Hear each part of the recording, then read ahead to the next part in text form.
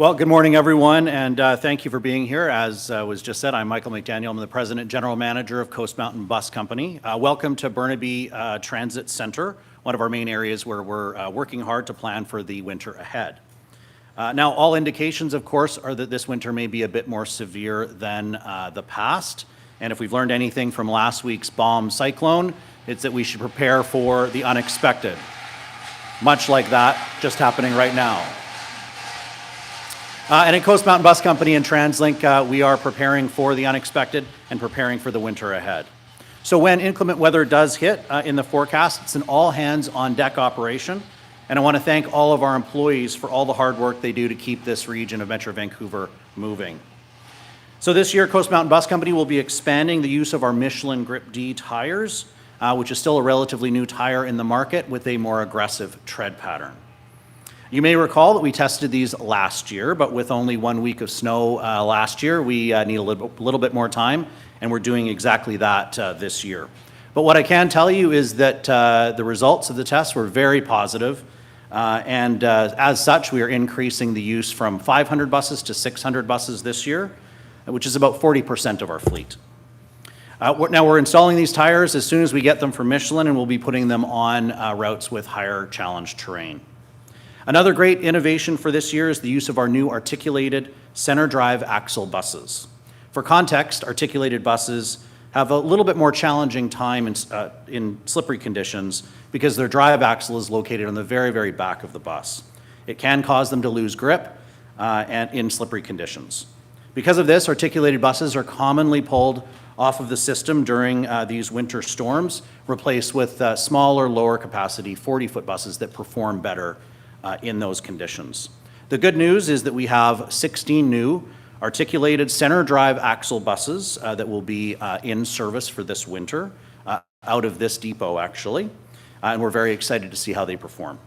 Now, however, with the increase in our expanded Grip D tires and our new articulated buses, the buses really are only as good as the roads that they drive on, and they still can get stuck in unplowed roads and very icy conditions.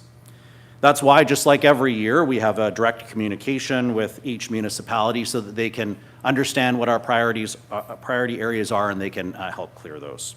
We have extra staff on hand to improve our communications team of dispatchers and to facilitate quick, real-time communications between our transit operators, transit supervisors, TCOM supervisors, and municipal dispatchers. For our trolley fleet to keep running smoothly, as you may know, in freezing temperatures, we do put in anti-icing solutions on our trolley overhead wires. And in case there is any ice that does form, we also put brass cutters that will cut through that ice as the buses go. For severe weather for Handy Dart, we will place 2 staff members on each vehicle to ensure that Handy Dart users can get to where they need to go and back home safely. And medical condition are priority for Handy Dart in these events as well. We have extra staff on hand to go and salt and sand our bus exchanges and our bus depots and initiate snow shuttles, which are put in steep terrain areas as well as heavy snowfall areas. And finally, communicating directly with our customers is a huge priority for us.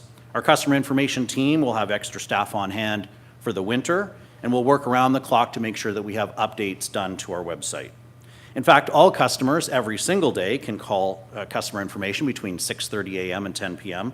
and get a live person with live updates on whatever they need help with. And this service is offered in 300 different languages. Customers can also sign up for transit alerts for real-time route information automatically sent to their text, to their phone or their email if any changes or delays occur. And we also put all of our service changes out on our TransLink X account. In closing, I want to once again thank the very hardworking staff of Coast Mountain Bus Company that keeps Metro Vancouver moving every single day, but especially on snowy days. I also want to thank you all for coming as you play a very important role to keep our customers updated and well informed. Now I'd like to turn it over to Operations Director of SkyTrain and West Coast Express, Will Steep. Will? Thanks, Mike. Good morning, everyone. As Mike said, my name is Will Steep. I'm the Director of Operations for SkyTrain and West Coast Express. As you can imagine, trains running in an Guideway are more exposed and vulnerable to snow and ice than typical subway systems in other places around the world. For that reason, we dedicate significant time and effort to keep SkyTrain moving through the winter season. We, as always, keep a close eye on the weather, and we have extra hands on deck ready to go. I'm very proud of the work that our team did last year, which resulted in strong SkyTrain performance, and we'll do everything we can to repeat that again this winter season. Historically, a problem SkyTrain used to encounter is emergency braking caused by snowfall and problems establishing electrical connections due to snow and ice in the guideway. To manage this, we deploy three main strategies. Firstly, we run empty trains overnight to stop snow and ice from building up during overnight snowfalls. Secondly, we run special trains throughout the day that apply anti-icing solution on our tracks, preventing ice buildup. And lastly, employees attend the front of our trains to monitor the guideway to prevent snowfall and ice from unnecessarily triggering emergency braking. Now this year, we have made sure that more of our staff members are prepared to run our de-icing train and are focused on distributing our employees to SkyTrain stations that are most prone to snow and ice. Another challenge for our trains can be the freezing of the doors. Because our trains operate on an elevated guideway, snow and ice often accumulate in the doors, which can delay service for customers if not properly managed. To combat this and to keep the trains moving, we have teams distributed at stations to remove snow and ice buildup from the doors as trains pull into those stations. Now, there's a range of tools available to our staff, but as I'm sure many of you have seen, many of our staff use hockey sticks to do this because they are the perfect shape for removing snow from between the door and the body of the train.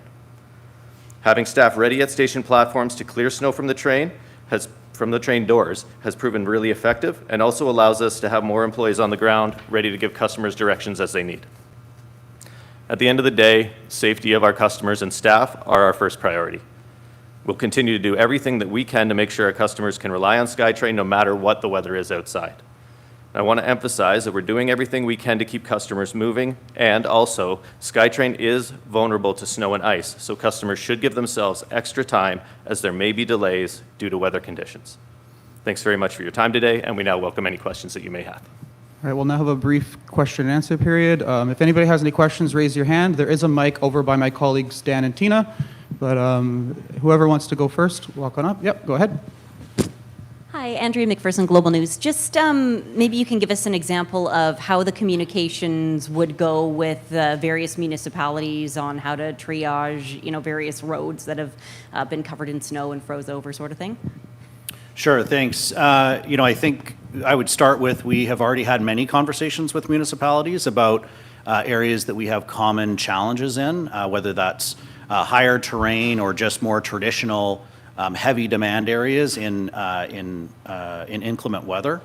But real time, we have communications that goes through our TCOM outfit. This is at Surrey Transit Center, and they have real time contacts at all of the municipalities for the dispatchers 24/7, and we'll essentially just keep them up to date. And the other way, the cities keep us up to date in regards to how they're doing. That's essentially how it works. But we have eyes and ears on the road, which of course are our transit operators that are out, and they communicate through our supervisors, which have a direct line into TCOM. So we're all very connected and ready for the challenging time ahead. Do you have a follow-up, Andrea? Okay. Hi, good morning. I'm curious about the protocol in terms of you have a hill and there's snow, and the bus driver has to decide, do I go up this hill or not when it's really snowy? Is it the bus driver? Is there a protocol? How does that work? Yeah, so I would say that on any route, any day, if a transit operator doesn't think it's safe to navigate an area, they will not navigate that area.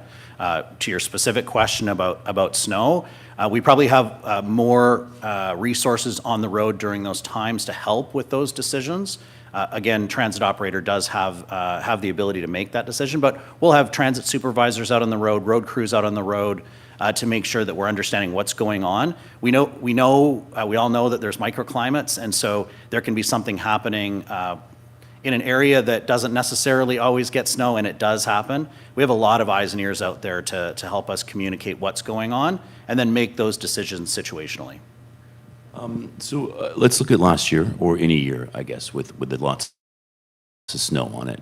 There's always lessons learned, things you wish you had done differently last time. Yeah, great question. I think if the supplier had more supplies, this is a well sought after tread pattern right now across our country and in North America. So we are getting as many as we can. We have seen success in the past with snow socks. We continue to use those situationally. We know that we can only use them under certain situations. This innovation that, again, is trending in a couple of transit agencies that have similar climates to us, which is the center drive axle. This is essentially meaning that an articulated bus that has 3 axles has 2 drive axles, rear and center. It's a 4-wheel drive, so to speak. And that's an innovation that we've seen come up, and we're excited to see how they perform. So I think we're advancing a lot of the things that we're doing and obviously telling you all about them today. As always, we want to make sure that our service is safe. That is number one, and we will do everything in our power to ensure that we do that. Do you have a follow-up, St. John, or is there someone else? St. John's okay? You can keep going if you want. Anybody left? All right, this concludes today's remarks portion and Q&A portion. We now have a brief demonstration that I can walk you over to. It'll be in the other garage, but thank you all for coming. I really appreciate it.